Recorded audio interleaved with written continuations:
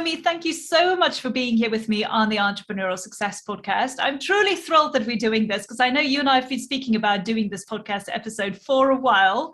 But before we get started, why don't I hand over to you to introduce yourself to the audience and tell us what you do? Thank you very much. Well, I'm Naomi Haynes, and I work with people to financially empower them. Importantly, I help them get their money working for them and not the other way around, which tends to happen quite a lot. So I am a financial advisor. I provide down-to-earth, easy to understand financial advice. And it's really important that I do this. It's to help people take control of their finances and to take away the stresses that surround them when it comes to money, basically. Yes, and that's why I'm so excited to have you here because, I think when it comes to financial advice, there's sometimes people fear this thing of jargon, so much, wording or things or terms being used that they don't understand. And then when it comes to their financial success and their financial freedom, basically, people kind of just put that underneath the mat because they don't really want to talk about it. It's just one of those things that people don't want to talk about or think about because they feel it's not things that I need to know about right now. Yeah.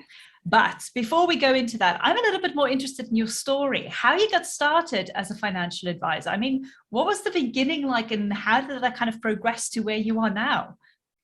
Well, I have always worked in financial services. I've been passionate myself about being in control of my own destiny and making sure that my money that I worked really hard to earn is working hard for me in return.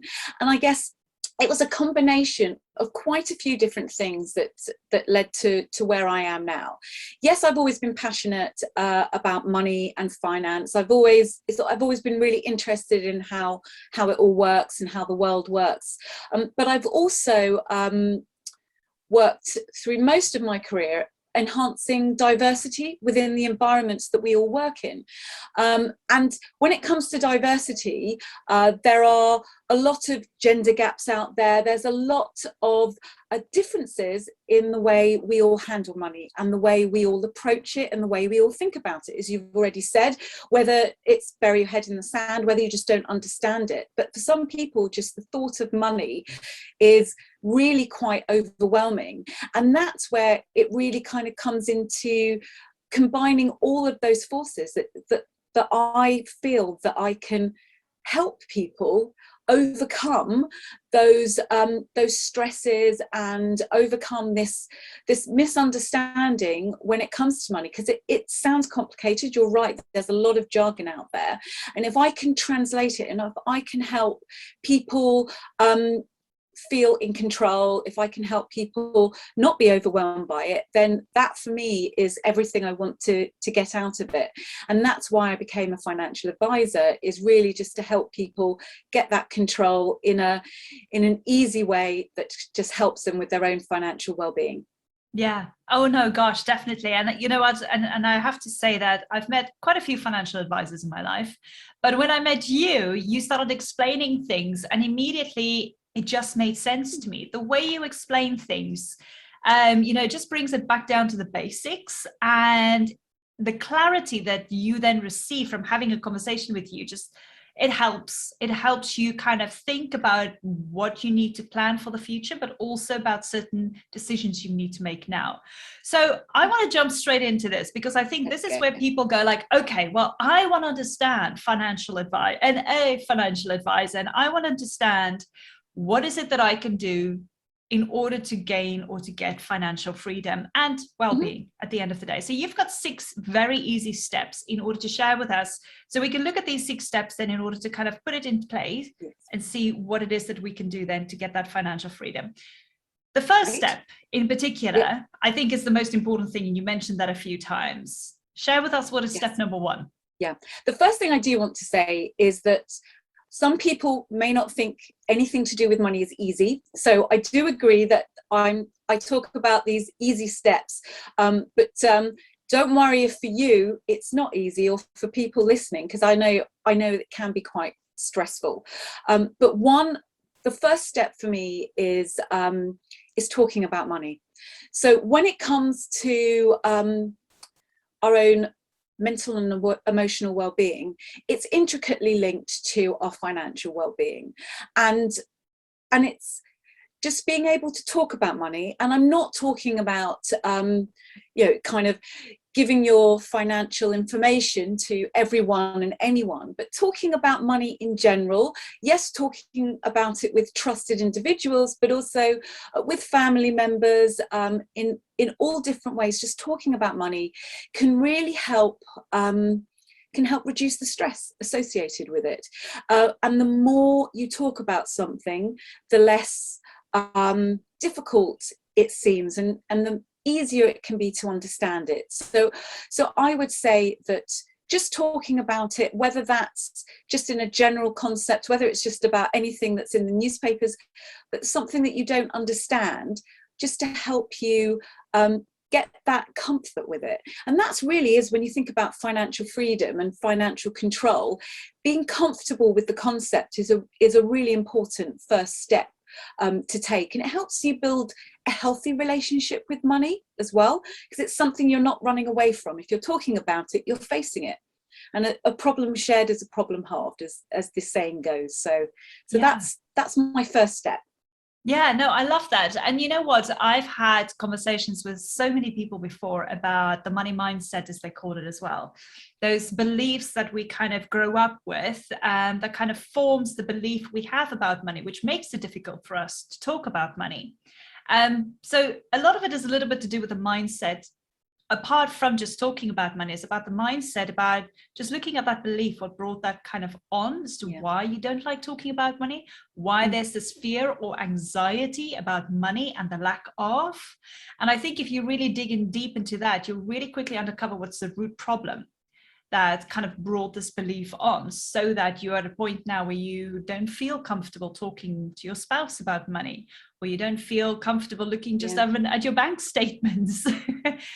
You know, it's simple little things like that, but you've got to go through a process like that in order to get comfortable. So I agree with you 100%. It starts with just having a small conversation and then just building up on that. So absolutely. If that is step number one, then what is step number two? Step number two for me is looking at your debt. A lot of people have sleepless nights over amount of money that they owe. And not all debt is equal, in the sense that different debt will have different interest rates, will take you longer or shorter to pay back. And I'm not saying that debt is a bad thing, but I'm saying, again, understanding it, knowing what you've got, knowing what your plan is, why you've got it, and ensuring that it's sustainable, and that you can pay it off, and that you've got a plan to reduce it over time.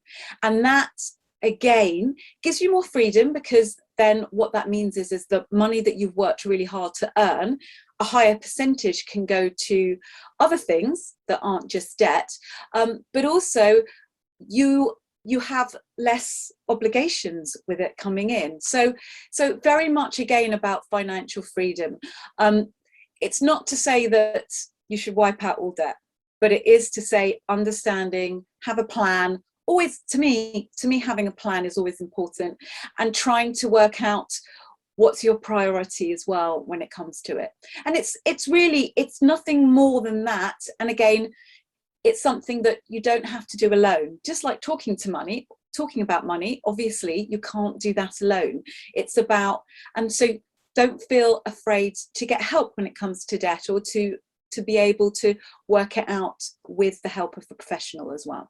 Yeah, and I think this is sometimes where people do bury their heads in the sand, because they don't want to think about the debt. They know it's there, but they don't want to think about it. So again, I think it's something you've got to get comfortable with. But for so many people who get into debt, it kind of like spirals out of control a little bit as well.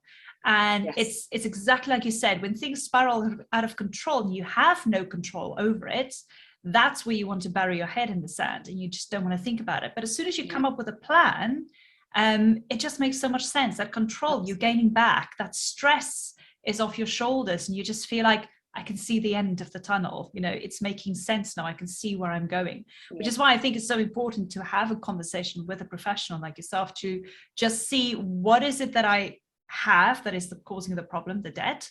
What is the plan that I can put into action that is going to help me? And the stress, the relief that you get from that is just going to be amazing. So I do like step number 2. I think that is a huge step for a lot of people. Yeah, and it's quite easy to get debt as well, whether it's through credit cards or overdrafts or anything. It's not difficult to build it up, and therefore you can find that actually you're creating a habit that's not healthy for your financial well-being, when this kind of second stage helps you to create a habit that is helpful, that is much more intentional towards putting a plan and paying it off. So exactly. And I love the fact that you said it's a habit, because let's face it, buying something quickly, putting it on the credit card, not thinking twice about it, that can be a bad habit that you don't even know you have, and it's just something that then spirals out of control. So I agree with you. Okay, so moving on from step 2, what is step number 3 then? This is building up what's called a rainy day fund. People call it lots of different things, but it's basically having a buffer, having a safety net there for if and when things go wrong. Because the fact is that we can't predict the future. I think we'd all be in a very different position if we could. And you can't predict it, but you can prepare for it. And I think for me, a rainy day fund is so important.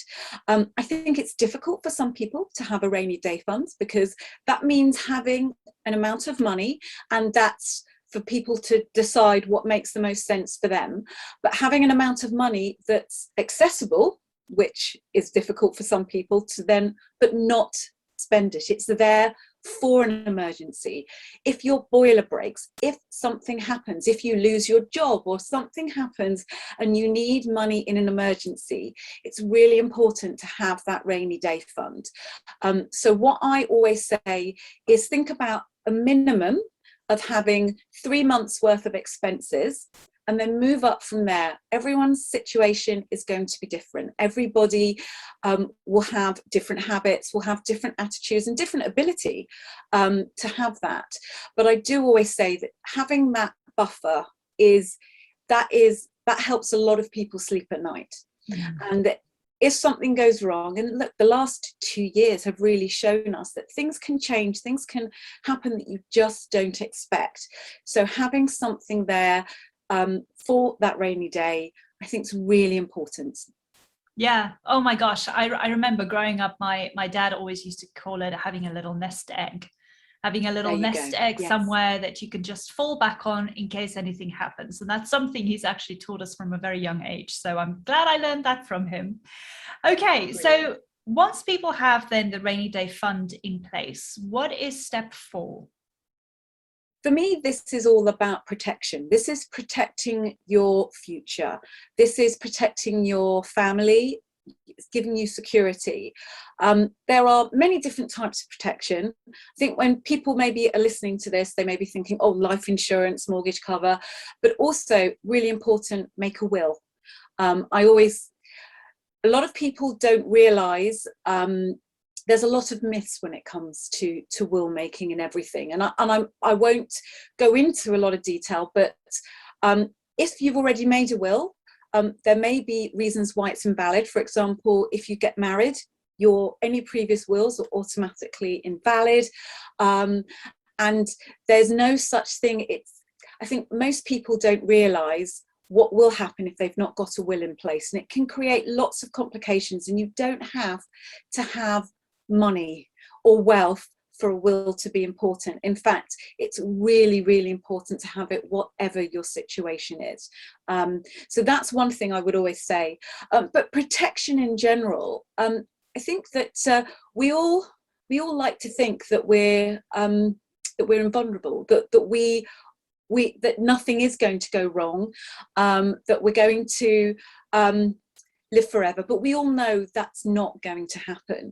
And actually, statistically, it's worth having a look. You can look up the probability that something will happen to you, and it's worth people can look up the percentages, and I think people can be quite surprised about what's the probability that, let's say before retirement, that you're going to be too sick to work for an extended period of time, let's say for more than 2 months, and those percentages can be a lot higher than people realize. And therefore, what I would say is just ask yourself some questions. What if someone, your partner, were to pass away, or were to be diagnosed with a serious illness, or couldn't work, or something happened? And it's really important just to think about what would happen in that situation. I'll give you an example. My husband had COVID, and I know that most people have had COVID, and he was really sick, and he works, and so for him, he was like, right, I'm going to get back to work the moment my self-isolation finishes. And actually we had that conversation, which was very much about, actually, you need to focus on getting better. You need to focus on your own health and not focus on when you're going back to work, because the most important thing is that you don't end up making things worse. And I think that happens with a lot of people. And actually he's still unwell from it all, but knowing that there's that protection in the background, there's different forms of protection that you can get, just meant that he could relax and not worry about financial implications, but that he can worry about himself and getting healthy, fit and healthy. And that's so important. And if something bad happens to us, if we lose a loved one, if we lose a family member, if something happens and someone's ill, the last thing you want to start panicking about is, can I pay my mortgage? Can I still be paying into my pension? Because also we've got to think about our future as well, and all these different aspects. So that's why I would say protection, get a protection audit. You know, there are financial professionals out there like myself that will be able to, you know, help you see what if all of these scenarios, and what is the most suitable situation for you. Yeah, and I think that's quite amazing, because, you know, as a novice sitting here running my own business, working from home, I don't know what kind of protection I require. I don't know what is available out there for me. So, you know, just as you were talking, I was thinking for myself just now, like, oh my gosh, maybe you and I need to have a chat, because I need to learn what kind of protections are there for me that I need to put in place. Because if I don't show up, if I can't work, I can't generate money for my business. And I know that is one of those things we're all working on when we're doing our business, because you have to put yourself out there, but at the same time, you have to generate a business whereby you don't have to be in it all the time. But I think for so many business owners and so many entrepreneurs, they are still the main generator, either for their family as well, you know, on so many so many ways. So finding out what kind of protection is available in order to mitigate any unseen things in the future, I think, yeah, you can definitely sleep at night knowing you've got some of those protections in place. And that's what it's all about, being able to sleep at night, and then you're healthier for it. And it's all about financial well-being, is about being healthy from all aspects of us, from a holistic point of view. So yeah. Oh my gosh, absolutely. I love these steps. Okay, so now that we've covered step 4, what is step 5 then? Okay, so for me, it's about budgeting and something I call decluttering your finances. So we're in a new year. Maybe there's a lot of people out there that are looking at getting organized in the areas, clearing out a room, or spring cleaning at some point. But we do that with our storage, we do that with our homes, we sometimes do it with our computer files, but it's really important to do that with our money as well. And actually, for me, budgeting and decluttering is so important to financial freedom and well-being. What I would say is it's important to, from a budgeting perspective, for people that don't even know what budgeting is, it's about understanding what's coming in and what's going out. And decluttering is also a part of that. Decluttering is about knowing what's coming in and what's going out, and making sure that it's meant to be happening. It's making sure that everything you're spending your money on is intentional. And I actually talk about intentional spending a lot as well. And I think it is important to have a look at that. And actually, I personally use Roundup apps, and I recommend that people think about using Roundup apps. It's a way of saving, but actually for me, yes, it's saving, and yes, it does great things. But what it's really good at is it shows me a Roundup up, by the way, it goes through everything that you spend money on. And it says, right, if you've spent £4.70 on something, it's saying, well, let's save that 30p to round it. Let's round it up to £5 and let's put 30p into savings. What that actually does is it basically lists out everything I'm spending money on. And that's really important, because you need to look at that every month and say, do I recognize it? If you recognize it, do you need it? And if you need it, could you get it cheaper elsewhere? And that's what decluttering is all about. It's about making sure that everything that's leaving your bank account is leaving it for a reason and is working as hard for you as it can do it, so you're getting value for money. And that's all included in budgeting, because when you know what you're spending, if you're spending it in the right way, you can start making sure that what you want is what's coming in needs to be greater than what's going out. So it's about getting control of them.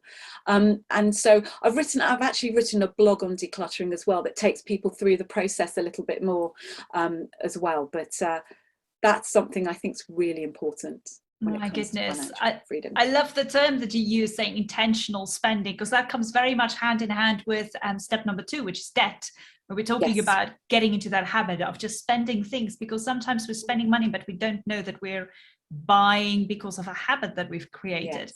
So I love the fact that you're saying intentional spending, because yes, we do need to keep an eye on what it is that we're actually spending. Just a silly example, my husband and I, actually my husband, he has an Amazon account. So he's got the Prime account, which is great, because, you know, if you can't quickly go out, especially during COVID, oh my God, it was amazing just to quickly buy something instead of going out and buying it. Yes. But you do get into a habit from like, oh, we need this, let's quickly go on Amazon and get it. Oh, we need this, let's just quickly go and get it. After a while, you just realize that you're just spending money that you don't really intend to use at the end of the day. So the things that you buy, you're going to use it, but you're not really intending to use it. So for me, it's just one of those things. It's like, oh my gosh, it's a habit, isn't it? We need to think about intentional spending. I talk about a 3-day rule when we talk about intentional spending, by the way, and it works really well with Amazon. Being an Amazon Prime person myself, I totally empathize with your husband. But I do a 3-day rule, which is if I see something that I like, I put it in my basket, but then leave it there for 3 days. If after 3 days of it, do you still need it, and thinking about it, if it still deserves to be there, then and I think that makes a huge difference. Well, it's made a huge difference for me between that kind of, oh yes, when you're, for me it happens all the time, you're in the kitchen, so oh, I could do with this, or you're somewhere and I could do with that, and you can very easily go and buy it. But just having it for 3 days is quite, it's a good enough time to sleep on it for a little bit. Oh my goodness, that is such a good tip. And you know what, I'm just thinking, as you were saying, is like, yeah, especially if we go and buy clothes online as well. I mean, especially for us as women, isn't that something? We see something, we're like, oh, that is it, I need that, and you go and buy it. So I love the tip, leave it in the basket for 3 days and then go back and say, do you still need that? Is that really something you're going to use? Yeah. Oh my gosh. Just every little helps, and it really does add up, by the way. It really does add up. And actually something else that I do as well is, if I then think actually I don't need this, I take a percentage of the amount that it would have cost and put it in a savings account as well, as another way of saving. But it's also becomes a positive, because actually by putting the money into savings, I get a real emotional boost by having really accomplished something. So this is all included in that whole financial freedom. I know that we've gone a little bit off piece, but just there are so many ways that you can, it's these tiny little things that can all just boost your boost your financial happiness and contentment as well. Yeah, and control, just knowing that you've got Yes. control over it, which is the main thing. Yeah. Okay, so moving then from step 5, what is the last step out of the 6 steps that you want to share with us? Okay, this is pensions. Now, for many people, I was going to say some people, but actually for many people, just me mentioning that P word, pensions, is probably going to, it can really bring up a lot of powerful emotions in people. But for me, pensions are, it's just a type of saving for the future, and it's something that I'm really passionate about. And for me, pensions, it is your future. And whether you're saving for your future through pensions or through other ways, but I would say making sure that you don't jeopardize your future for the sake of today. And that's those Amazon shopping. And a lot of people, if you've got some money, a lot of people, human nature, would prefer to get the instant enjoyment, instant gratification from it, rather than putting it away and saving it for the future. So for me, it's all about, that final step is all about, kind of protecting your future for you as well. So what I would say with this final step is, do you know your number? And that's a question. And what does that mean? What's your number? Your number can mean lots of things, but it's really, once you stop working, because remember, everyone, I know everyone that's listening and watching are going to, they will be working so hard and have been working so hard to earn what they've earned. At some point, that's going to stop. Now, that's going to stop. For some people, they may still keep working into retirement, but having an income when you start slowing down or at some point in the future is important. What does that income look like? How much have you got saved for your future?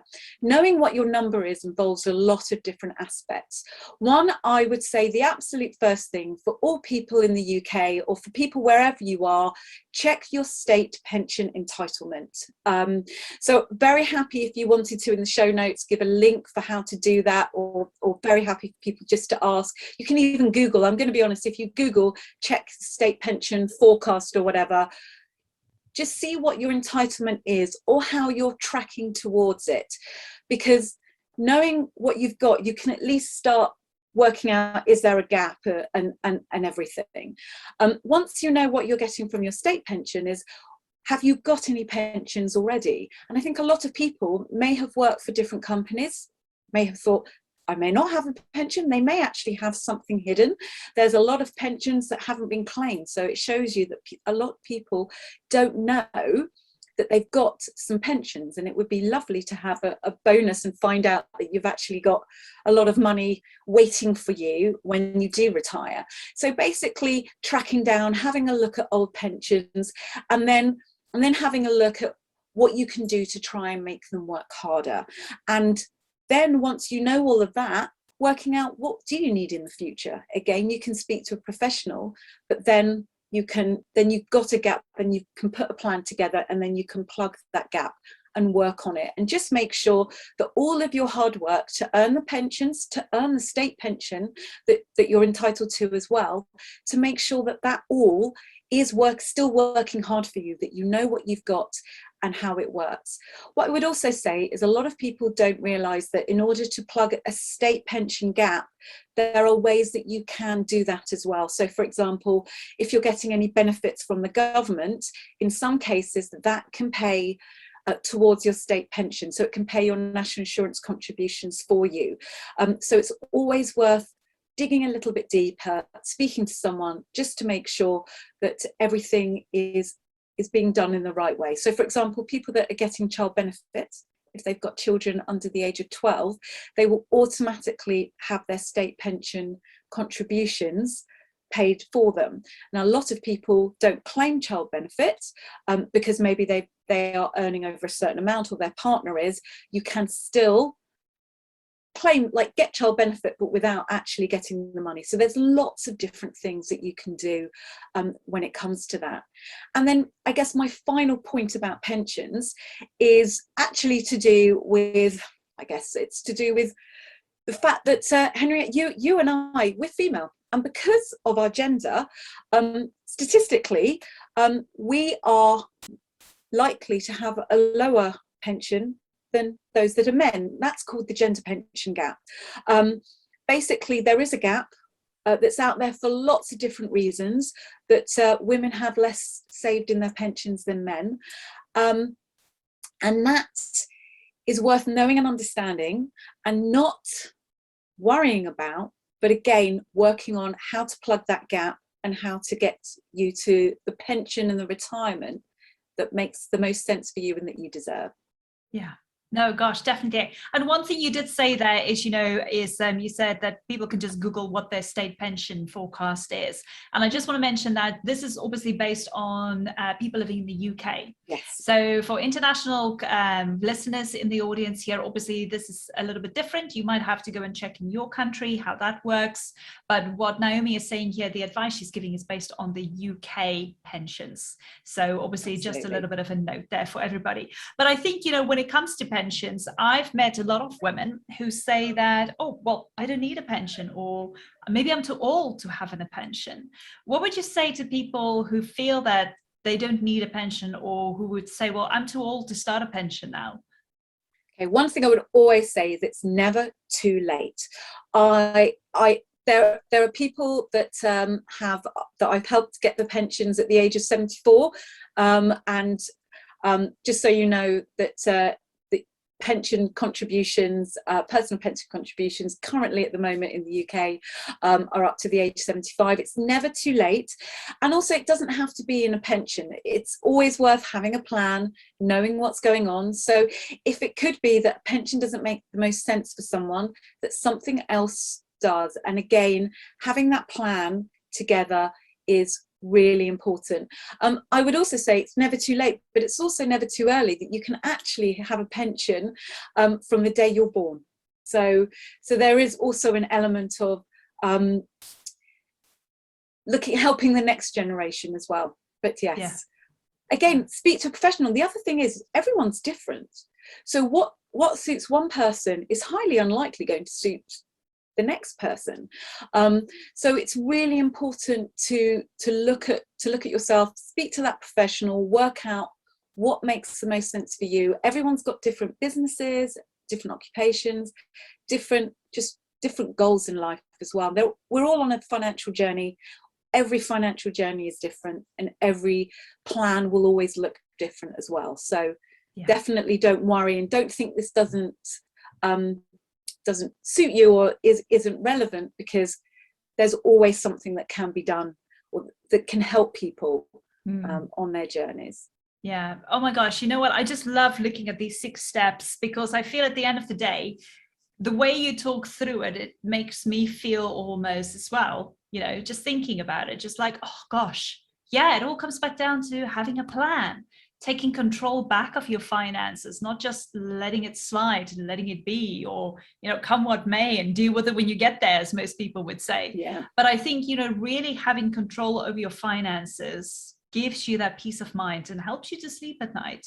And it just comes with these 6 steps. I'm going to mention the 6 steps again, just for everybody, just as a reminder. Starting off with money. Be comfortable talking about money. Okay. It's all about the mindset thing at the end of the day. The next step is debt. Deal with it. Don't just put your head in the sand. Look at what your debt looks like. And then if you need some help, go talk to a financial advisor in order to get a plan in place as to how to work through that debt. Third thing, have a rainy day fund. Oh my gosh, I love this idea. Or as I call it, a nest egg. Have a little nest egg, something saved on the side. So you have that comfort knowing that if something were to happen, you have some finances in order to rely on.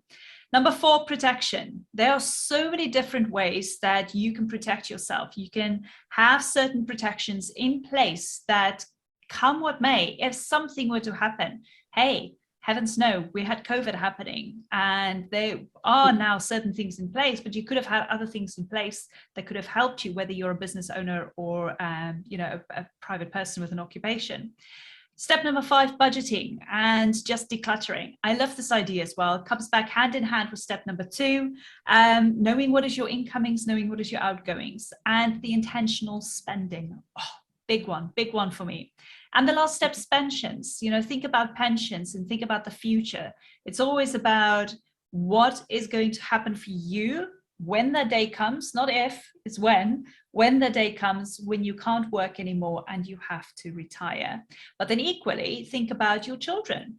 Like Naomi said, you can start getting pensions for your children from the day that they're born. Start putting that money into a pension for them so that they are looked after then by the time that they reach the age that they need to retire as well. So there's all of these things you can think about, but if you don't have the knowledge, you're not going to know about it. So just go and speak to a financial advisor. And I love what Naomi said. One plan doesn't fit everybody else. Everybody's unique. Everybody's circumstances are unique. Mm-hmm. So you would need to know what your plan is, looking at these 6 steps, putting it together. And I promise you, you're going to sleep so well, just knowing that you've had a conversation with somebody and you've got something in place, knowing that you're okay. You're going to be okay for the future, come what may. I love that. That's brilliant recap, by the way. Oh, thank you. I made some notes. I'm very good at making notes. Absolutely fantastic. Right. So, Naomi, I absolutely just love having this conversation with you. And I think a lot of people listening to this episode or watching this video are feeling a little bit more at ease, going, oh my gosh, okay, there are things that I can do. I don't just have to wait or just worry about things and think that there's nobody I can talk to. So for anybody listening here, you've got an amazing monthly newsletter coming out with some great tips and advice of what they can do, what they can look at. And tell us a little bit more about this newsletter. So this is just a way to help people understand what's going on in the world a little bit as well. It's all about that translating the jargon. What I'm trying to do is just make finance and money approachable and make sense for everybody. So the newsletter, it's not long at all. It's usually just got a few sections in it. I'll try to give you an update on something that's happened in the news that's really going on to help you understand it, break it down a little bit. I'll talk about something else to do with finance. I try to include a little bit on that financial education side, because it's very much so many people, a lot of people probably don't even know what an actual pension is, or all the different types of protection that we've just talked about. I'll always try to help people's knowledge and understanding of money just be a little bit greater than before they read it, and just anything that's going on as well, anything that's going on, whether I've got a webinar or something coming up, or anything that's coming up in the economy or something, just to make it a little less daunting for people, more approachable as well. And you can also see my past newsletters on my newsletter site and on my site. So if anyone's not sure or just interested in seeing what they're like, they can also look at them there. So. Amazing. And like I said, this is the one reason why I love having conversations with Naomi, because she breaks down the jargon. She makes it so interesting. I mean, you can just see from this conversation we had today, it makes so much sense. Oh my goodness, there's no jargon. So for those of you who are maybe at that step now, step 1, talking about money, getting the knowledge, understanding more and having conversations, maybe this is for you, then going and signing up for the newsletter, reading more, building your knowledge about the financial aspects and how it can work for you. And then for those of you in particular who are in the UK, obviously I have all Naomi's links in my show notes, so you can connect with her there on LinkedIn. She's got a website there and also her Facebook page. So you're more than welcome to go and connect with her there. If you have any additional questions, I'm sure if you reach out to her, she'd be more than happy to have a chat with you in order to get some clarification for yourself. So for everybody here who wants to sign up to the newsletter, that link will also be in the show notes.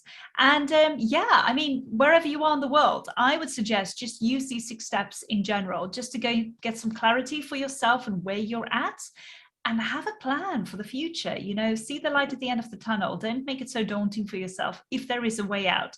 And I think these 6 steps that Naomi shared with you is a brilliant way out in order to go and just have a good night's sleep for once, not worrying about your finances. But overall, Naomi, thank you so much for being here. I really appreciate it. And thank you so much for sharing all these great tips. I'm sure everybody is taking great info from you. So thank you. Thank you. It's been lovely. Awesome. Okay, well, you and I are definitely going to be in touch very soon again. So have a lovely day and we'll speak soon. Take care. Bye. Bye.